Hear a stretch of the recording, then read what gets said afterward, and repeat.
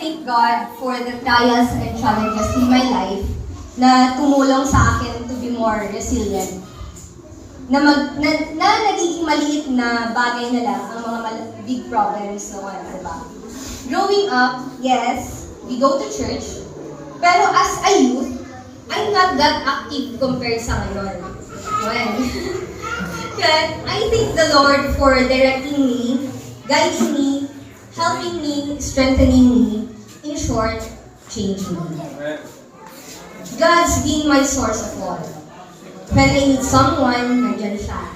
When I need something, ibibigay niya. And when I don't understand things, God reminds me to trust Him. That His plans are always good. Being part of the kabataan is a blessing. In a way na it helped me to grow spiritually.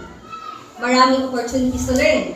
Sa pag-join ko sa ministries, nadidiscover ko kung ano ang plano ni Lord sa akin. And of course, hindi natin maiiwasan ang mistakes. It's not that always easy, diba? We face questions, temptations, and all. But through it all, makikita natin ang faithfulness ni Lord. God gave me strength to face those challenges and surrounded me with people, you, my family, na nag-guide sa akin, which inspires me to be more faithful in my walk with God. Being young is a chance to build a strong foundation of faith and to get closer to God. I'm thankful for this time, knowing that God is guiding me into who I am meant to be.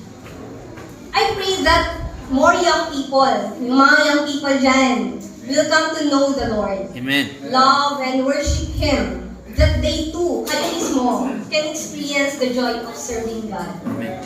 Ayan. Thank you. All glory and honor is to our God.